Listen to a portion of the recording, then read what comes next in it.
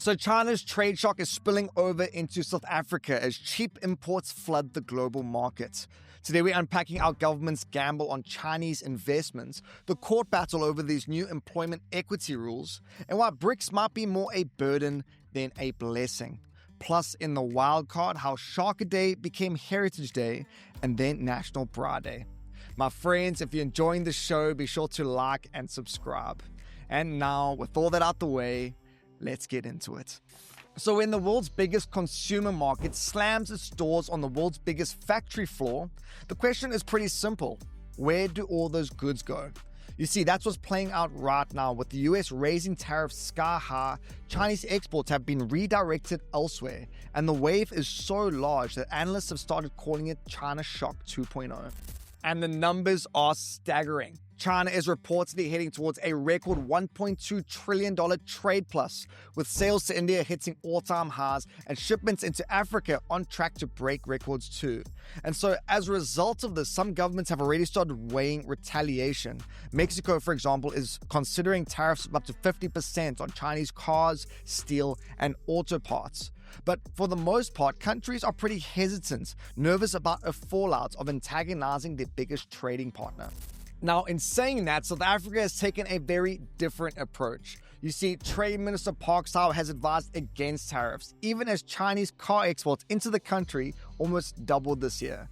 And instead, he is inviting even more Chinese investments. Now, that strategy may bring in more factories and financing, but it does leave more local producers wondering how long they can survive competing against China's scale. So South Africa's new employment equity rules have barely taken effect and they are already in court. You see, Business Unity South Africa, or Busa, the country's main business lobby, has launched a legal challenge against the Department of Employment and Labour, arguing that this new sector-by-sector equity targets are rushed, unclear, and could end up hurting the very transformation they're meant to promote. So in case you missed it, the Employment Equity Amendment Act kicked in on the 1st of September. It requires all companies with more than 50 employees to present a 5-year plan showing how their workforce will transition to match new demographic targets, covering race, gender, and disability. So to enforce this, firms will need compliance certificates to qualify for state contracts, and they will face penalties if they fall short. Government says that the aim here is to accelerate transformation after decades of patchy progress at senior levels. So for Busa, the issue for them isn't the principle, but the process. Employers got less than a week to respond to draft targets, with some even receiving them the night before consultation meetings. No clear data was provided on how they got figures like a 3% disability quota, and the targets will often clash with existing BBBEE codes, creating what Busa calls a one-size-fits-all mess. The case now sits before the courts. Best you buckle up. So BRICS is this block of emerging economies linking Brazil, Russia, India, China, and South Africa, and recently joined by countries like the UAE and Indonesia. It's supposed to give our government access to new markets and more global influence. And on paper, it's certainly a win. But South Africa's biggest private asset manager, Allan Gray, isn't buying the hype. One portfolio manager stated this week that BRICS is more a competitor than a savior. She points out that the bloc can't come close to replacing America's huge consumer market. And that matters because Washington slapped 30% tariffs on South African exports. And look, the White House gave a mix of reasons for doing so, and our BRICS ties were on that list. Because, let's be honest, the US isn't exactly best friends with everyone in this club.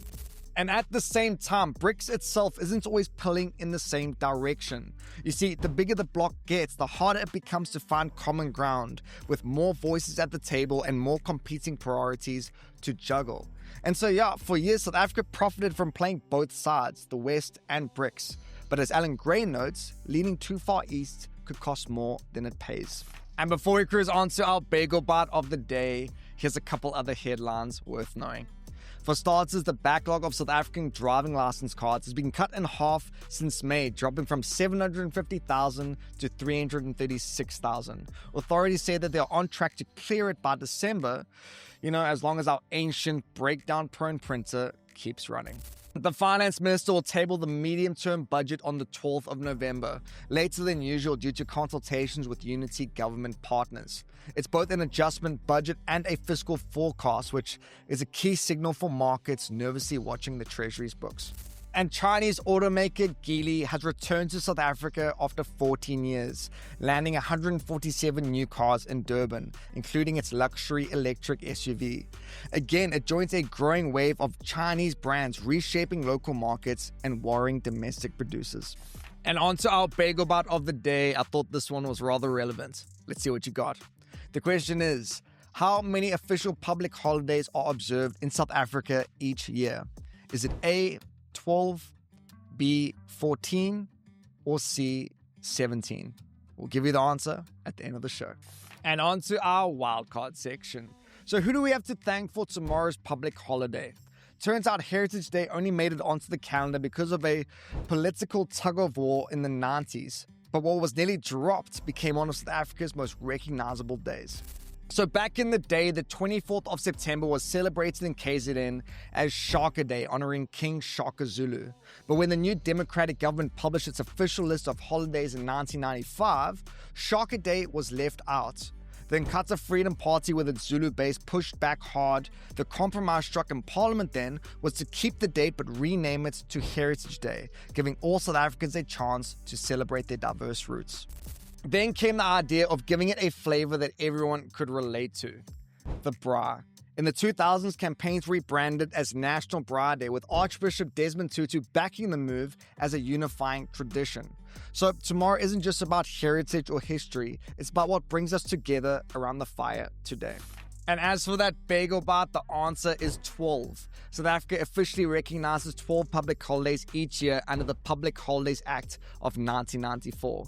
Now, Parliament can add more on a once-off basis, like when we got an extra day off for the 2010 World Cup, but the default calendar is fixed at 12, carefully balanced between commemorating history, culture, and faith.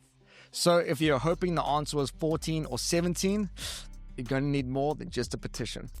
And my friends, that's it for today's show. Thanks so much for tuning in. Hope you guys all enjoy the public holiday tomorrow. We'll be taking the day off too, so don't expect an episode tomorrow night. But in saying that, we've already put something together for Thursday that's a little bit different, and I think you're going to enjoy it. On my side, I'm heading down to Cape Town this evening just to catch up with a couple friends, light up a couple braais, and enjoy the mother city. Maybe I'll even see a few of you there. I'll catch you guys all then. God bless.